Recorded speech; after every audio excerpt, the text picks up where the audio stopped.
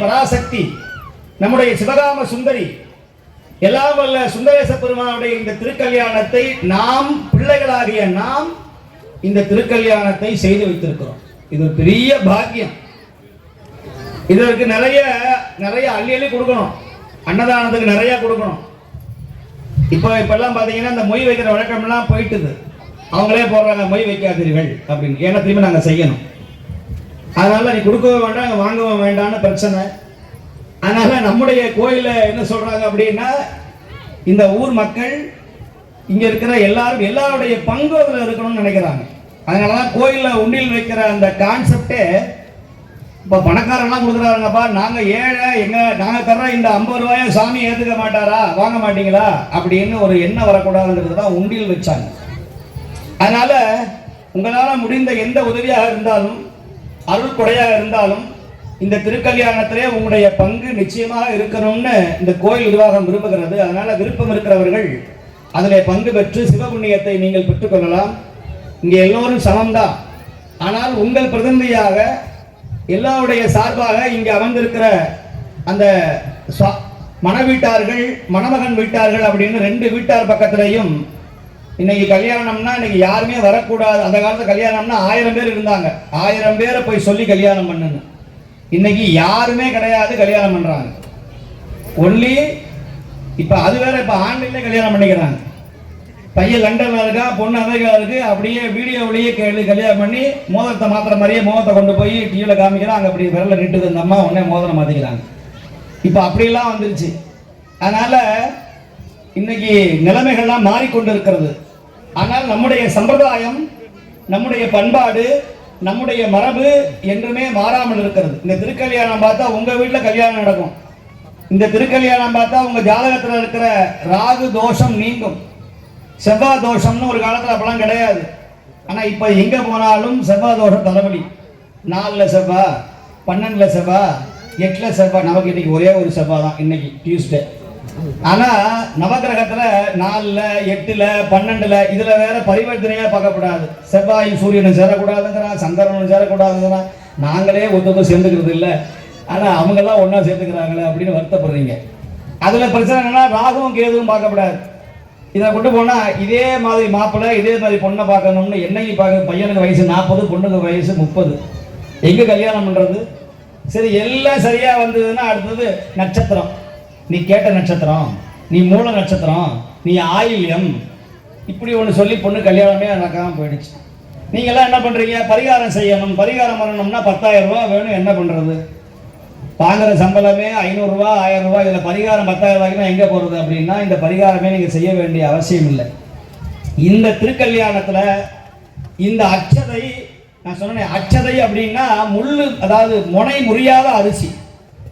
கையிலேயே அந்த அரிசியை குத்தி அதில் மஞ்சள் நெய்யை கலந்து அட்சதை என்கிற இந்த அட்சதையை எடுத்து யாருடைய சிரசிலே போட்டுக் கொள்கிறார்களோ அவர்களுக்கு சகல தோஷமும் நிவர்த்தியாகிறது இந்த நாள்ல, இந்த பூஜையில.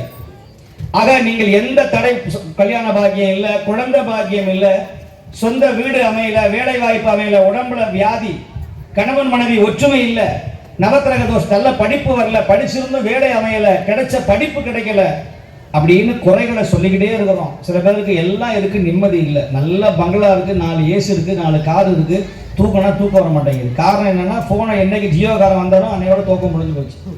எல்லா ரீல்ஸு ஸ்டேட்டஸு எல்லாம் பார்க்காம நம்ம தூங்கவே முடியறது இல்லை. வேற வழியே இல்லை. நம்மளும் சரி ஒரு அப்படி ஆஃப் பண்ணி வைக்கலாம் அப்படின்னு பார்த்தா அப்பதான் ஒருத்தர் ஃபோன் பண்ணி டிங் சத்தம் வருது. எடுத்து பார்த்தோம்னா அப்படியே ரீல்ஸை பார்த்துட்டே இருக்க வேண்டியதாக இருக்கும். நம்ம வாழ்க்கையே ரியலான வாழ்க்கை ரீல்ஸா மாறிடுச்சு. அதனால இந்த டெக்னாலஜி வேணும். அப்பப்ப இந்த ரீல்ஸ்ல முருகனை பத்தி, தேவாரத்தை பத்தி, திருமுறையை பத்தி நிறைய விஷயங்கள்லாம் வருது. அதையும் கொஞ்சம் பார்க்கணும். ஆனா நான் என்ன சொன்னேன்னா, இப்ப உலகத்திலேயே பெரிய ஒரு வியாபாரம் அப்படின்னு சொன்னா இந்த உப்பு வியாபாரமும் இப்ப இருக்கிற இந்த முடி வியாபாரம் தான். அதனால நீச பண்ட ராஜயோகம், குப்பை அள்ளி கோடீஸ்வரனும் இருக்கிறான், வைரம் வித்து போண்டியானவனும் இருக்கிறான். அதனால எந்த தொழிலும், அதனாலதான் சுவாமி விறகு வித்திருக்கிறார். இன்னைக்கு நீங்கள்லாம் விறகு வாங்குற நிலைமையில இருக்கிறோம். நல்ல வேலை நம்மளால காப்ப பொழைச்சிட்டோம். எல்லா இடத்துலையும் விறகு வாங்கி வச்சுக்கோங்க அப்படின்னு. ஈரானில் தானே சண்டை வருது அப்படின்னு நினச்சிக்கிட்டு இருந்தோம். ஹோட்டலுக்கு போனால் கேஸ் இல்லை, தோசை இல்லைங்கிறான். தோசை இருக்காடா, தோசை தான் இல்லை சார், கேஸ் இல்லை சாருங்கிறான். அதில் சொல்கிறாங்க எங்கள் இதில், சாமி இனிமேல் விறகு வாங்கி வச்சுருக்கீங்க மடத்தில் நிறைய. சரி விறகு வாங்கினா எந்த பொம்பளை இன்னைக்கு ஊதாங்களை எடுத்து, அந்த காலத்துலலாம் நம்ம வீட்டிலலாம் விறகடுப்பை வச்சு காலையில் ஒரு பானையை வச்சு இந்த ஊதாமலைன்னு ஒன்று இருக்கும், அதை எடுத்துகிட்டு போய் எங்கள் அம்மா ஊது அடுப்பானே விட்டுறாத, அப்போ தான் தோசை கிடைக்கும் அப்படிங்கும். உடனே போய் உட்காந்து எல்லாம் ஊதுவோம். இன்னைக்கு எங்கே எல்லாம் வாயிலே ஊதுறானுங்க. அதனால் நம்ம எங்கே போய் சீரியல் பார்க்கவே நேரம் இல்லை. இதில் போய் எங்கே போய் அடுப்பு அடிக்கிற வெயிலில் போய் எல்லாம் போய் டப்புன்னு திருப்பினோம்னா கேஸ் எரியுது, எல்லாம் வருது. அதனால நம்ம நினைக்கிறோம் எங்கேயோ ஒரு சண்டை வருது அப்படி நினைக்கிறோம். எங்கேயோ ஒரு போர் வந்தாலும் அது நம்முடைய வயிற்றிலே வந்து அடிக்கிறது. அதனால உலகம் சமாதானமாக இருக்கணும். எல்லாரும் ஜாதி மத இன மொழி வேறுபாடு இல்லாமல் எல்லோரும் ஒரு தாய் மக்களாக இருக்கணும். அதனால தான் இன்னைக்கு சமத்துவமான பந்தி. இங்கே ஏழை பணக்காரன், கருப்பு சிவப்பு, ஆண் அலி என்கிற வேறுபாடு இல்லாத ஒரே கடவுள் சிவபெருமான் தான். உலகத்திலேயே சரஸ்வதி பிரம்மா என்ன பண்ணார், தன்னுடைய மனைவிக்கு நாக்குல இடம் கொடுத்தார். மகாவிஷ்ணு இருக்காரு, நம்முடைய தாய் மாமா பெருமாள் என்ன பண்ணாரு, தன் மனைவி எங்க வச்சுக்கிட்டாரு, எந்த இடத்துல வச்சுக்கிட்டாரு, லெஃப்டா ரைட்டா, லெஃப்டா ரைட்டா, லெஃப்டா ரைட்டா, இங்க இங்கதான் வைக்கிறாரு, லெஃப்ட்ல வைக்கிறாரு. நம்ம பெண் ஆணுக்கெல்லாம் எங்க வைக்கிறோம், இந்த மணிப்பர்ஸ் எங்க வச்சிருக்காங்க பாத்தீங்களா, மணிப்பர்ஸ் எங்க வச்சிருக்கோம், பாக்கெட் எங்க வச்சிருக்கோம், பாக்கெட்டை ஏன் பாக்கெட் எங்க வைக்கப்படாதா? இப்ப என்ன பண்றான், எதுக்கு வம்போன்னு இங்க வைக்கிறான் அடியில. அன்னையோட பணம் தொலைஞ்சு போச்சு. பர்ஸை கொண்டு போய் இந்த மார்வாடி மாதிரி என்னைக்கு நம்ம அடியில வைக்கிறோமோ, பின்னாடி உட்கார இடத்துல வைக்கிறோமோ, அன்னையோட தரித்திரம் பிடிச்சது. எல்லாம் கார்டு வந்துருச்சு, எல்லாம் ஷாப்பிங் பண்ண அப்படின்னு.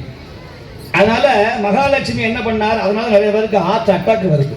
ஆம்பளைங்களுக்கெல்லாம் அதிகமாக ஹார்ட் அட்டாக் வர்றதுக்கு காரணம் என்னன்னா, இங்க பணம் வைக்கிறதுனால, பணம் காலியாகிறதுனால. அதனால மகாலட்சுமியை மார்பிள வைத்தார் மகாவிஷ்ணு. நம்முடைய சாமி பார்த்தார், உலகத்திலேயே பெண்களுக்கு சரிசமமான இடம் பாராளுமன்றத்தில் கூட இன்ன வரைக்கும் தரல. போராடி 33% முடிவு பண்றாங்க. ஆனா முன்ன வர முடியல. இன்னும் 12% இந்த பெண்டிங்லேயே இருக்கு. எவ்வளவு மசாலா வந்தாலும் எங்கள் சுவாமி தான் பார்த்தார், ஆணுக்கு பெண் சமானம் என்று சொல்லி தன்னுடைய உடம்பிலே பாதியை வழங்கி, இதே திருவண்ணாமலையில அர்த்தநாரியாக ஆணினமாக இருந்தாலும் சரி, நீ பெண்ணாக இருந்தாலும் சரி, திருநங்கையாக இருந்தாலும் சரி, நீயும் என்னுடைய சமத்துவம் தான் என்று காட்டிய ஒரே தலைவன் சிவனை தவிர வேற எவனும் கிடையாது. அதனாலதான் இன்னைக்கு ஏழுகுண்டலவாடா கோவிந்தா கோவிந்தான்னு சொன்ன வாய் இன்னைக்கு திருவண்ணாமலையில அருணாச்சலேஸ்வரான்னு பெருமாளை கும்பிட்டவன் இன்னைக்கு திருவண்ணாமலைக்கு வந்து நிக்கிறான்னு சொன்னா, தமிழ்நாட்டில் பிறந்து 30 கிலோமீட்டர் பக்கத்துல இருக்கிறவே நம்ம போய் அண்ணாமலையாரை பார்க்க முடியல. ஆனால் எங்கிருந்தோ வந்து அண்ணாமலையாரை வணங்குகிறான்னு சொன்னா, இந்த அண்ணாமலையாரை நீங்கள் வழிபட வேண்டாமா? பௌர்ணமினை கிரிவலம் போக வேண்டாமா? திருவாசகம் பாட வேண்டாமா? தேவாரம் பாட வேண்டாமா? இந்த கீழ்பெண்ணாத்தூர்ல விளக்கரிக்க வேண்டாமா? கோயில்ல விளக்கு எரிக்க உங்க வீட்டில் இருக்கிற நவக்கிரக தோஷம் நீங்கும், உங்கள் வீடு பிரகாசம் அடையும், உங்களுடைய நெற்றியில திருநீர் பூசினால் வினை கழியும், பாவம் தீரும், துக்கம் தீரும் என்று நான் சொல்லவில்லை. சித்தர்கள் சொல்லுகிறார்கள், அருளாளர்கள் சொல்லுகிறார்கள். யார் ஒருவன் திருவண்ணாமலையுடைய நிழல் படுகிறதோ, திருவண்ணாமலையுடைய காற்று படுகிறதோ, அவன் 7 ஜென்மத்தை செய்த பாவம் நீங்கும்னு நம்முடைய அருணாச்சல புராணம் சொல்லுகிறது. அதனாலதான் பௌர்ணமி அன்னைக்கு அண்ணாமலையுடைய மண்ணை மிதிக்கணும்னு அவன் நினைக்கிறான். ஆனா நம்முடைய தமிழ்நாட்டில் பக்கத்துல இருக்கிற அண்ணாமலையாரை கொண்டாட முடியல. இந்த ஊர்ல பக்கத்துல இருக்கிற நம்முடைய சுவாமியை கொண்டாட முடியல. திருவண்ணாமலையில எப்படி நடராஜர் இருக்கிறாரோ அதே மாதிரி இருக்கிற நடராஜர் நம்முடைய கோயில்ல, நம்முடைய சிவாச்சாரியருடைய அருமையான தலைமையில வேற எங்கேயும் கிடையாது. இந்த நடராஜர் இங்கதான் இருக்கிறார். அதனால இந்த ஆலயம் மிக சிறப்பு வாய்ந்த ஆலயம், மிக அற்புதமான ஆலயம். இந்த கீழ்பெண்ணாத்தூர்ல இந்த திருக்கல்யாணத்தை பார்த்தவர்களுக்கு சகல தோஷமும் நிவர்த்தியாகும். எல்லோரும் கடைசி வரையிலும் இருந்து வெயில பொருட்படுத்தாதீங்க. நல்ல மழை வரும், நிச்சயமா மழை வரும். ஏன்னா இந்த மாதிரியான வேள்விகள் மங்கள காரியம் பண்ணும்போது நல்ல மழை வரும். ஆனால் நீங்கள் மழை வந்து சும்மா இருக்கிறீங்களா, சனியை முடிச்ச மழை வருதுங்கிறீங்க, அது என்ன ஓடி போயிடுது. ஆனால் இப்போ மழை வரலைன்னா, ஐயோ மழையே வெள்ளியே, காற்றே வெள்ளியே, எப்படி காற்று வரும்? பஞ்சபூதமும் அவங்க கையில் தான் இருக்கு. தண்ணி திருவானைக்காவல், நெருப்பு திருவண்ணாமலை, வாயு காளகஸ்தி, ஆகாசம் சிதம்பரம், மண் திருவாரூர் காஞ்சிபுரம். இந்த பஞ்சபூதம் இல்லைன்னா மனுஷன் வாழ முடியுமா? சொல்லுங்க. காற்று இல்லாமல் வாழ முடியுமா? தண்ணி இல்லாமல் வாழ முடியுமா? ஜூஸ் இருக்கு, ஆனா என்னதான் ஜூஸை குடிச்சாலும் தண்ணி குடிக்கிற மாதிரி வராது. நல்ல பாயாசம் இருக்குங்க, தண்ணியா இல்லைன்னா தண்ணியை முதல்ல வையா முதல்ல அப்படிங்கிறோம். உங்களுக்கு ஜூஸ் இருக்கு ஃப்ரூட்டி ஜூஸ் சாப்பிடுங்க, அதெல்லாம் வேண்டாம், தண்ணி முதல்ல கூட அப்புறம் ஜூஸை கொடுங்கிறோம். நீங்க என்னதான் பழச்சாறை சாப்பிட்டாலும் தண்ணிக்கு நிகரானது எதுவும் கிடையாது. அதனாலதான் உலகத்திலேயே எனக்கு தண்ணி பாட்டில் வியாபாரம் பெரிய வியாபாரம், தண்ணி வியாபாரம் பெரிய வியாபாரமாக தான் இருக்கு. இன்னைக்கு வர பெரிய வியாபாரமாக இருக்கு. சாயங்காலம் 6 மணி ஆச்சுன்னா இந்த தண்ணி வியாபாரம் தான் பெரிய வியாபாரமாக இருக்குது. அதனால உலகத்திலேயே இந்த தீர்த்தம் தான் பெருசு. அதுக்கு அடுத்தது நெருப்பு. நெருப்பு இல்லாமல் ஒன்றும் செய்ய முடியாது. வெறும் மாவை அப்படியே குடிக்க முடியாது, அரிசியை சாப்பிட முடியாது, காய்கறியை பச்சையாக திங்க முடியாது. அதை சுவையாக மாற்றணும்னா நெருப்பு வேணும். இந்த உடம்பை எரிக்கணும்னா நெருப்பு வேணும். வீட்டில் இருக்கிற குப்பையை கொண்டு போய் அப்படியே வச்சுட்டோம்னா வாழ முடியாது. அதை எரிக்கிறதுக்கு ஒரு நெருப்பு வேணும். ஒரு குடோனில் கொட்டி அது நெருப்பு தீ வைக்கணும், அப்பதான் அது பஸ்மம் மாறும், துர்நாற்றம் நீங்கும். அதனால சிவன் ஆக்கிற கடவுள் கிடையாது. அவன் ஆக்குவான், அழிப்பான், அருள்வான், நோக்குவான், நம்மை நுகுவிப்பான், காப்பான், அருள் தருவான். எல்லாம் வல்ல இறைவன் சிவனை நம்புங்கள், சிவனை வழிபாடு செய்யுங்கள். தமிழர் கடவுள் சிவனும் முருகனும் தான், விஷ்ணு தான். ஆக நம்முடைய கடவுள், நம்முடைய தமிழராக பிறந்த ஒவ்வொருவரும் வழிபட வேண்டிய கடவுள் நம்முடைய சிவன். கருவறைகளில் இருந்து சுடுகாடு வரையில் நம்மை காக்கக்கூடிய தலைவன் சிவன்.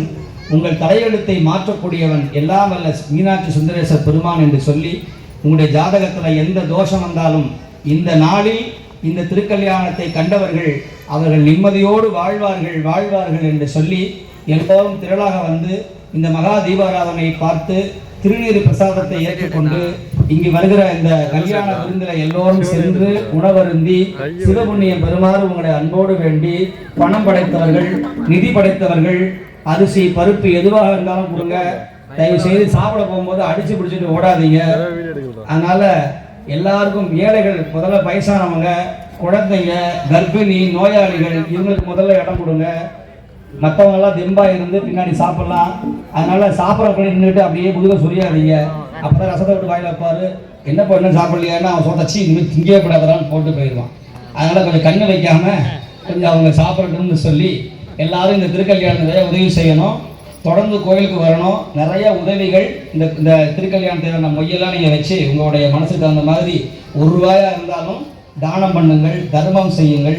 இறைவன் உங்களுக்கு அனுகிரகம் செய்வார் என்று சொல்லி அண்ணாமலையாருடைய திருவடியை போற்றி வருகிற சித்ரா பௌர்ணமி அன்று நம்முடைய வாயுலிங்கத்திலே மிக பிரம்மாண்டமான திருவாசக முற்றோதல் நிகழ இருக்கிறது. திருவண்ணாமலையில் முதல்ல சித்ரா பௌர்ணமி அன்னைக்கு நம்முடைய கணக்கு எழுதுகிற நாள். அன்னைக்கு தான் சித்திரகுப்தன் எழுதுவான கணக்கு, பாவ கணக்கு எழுதுகிற நாள். அதனால் உங்கள் கணக்கெல்லாம் இன்னையோட முடிச்சுங்க, இந்த கணக்கெல்லாம் ஆகிட்டார்.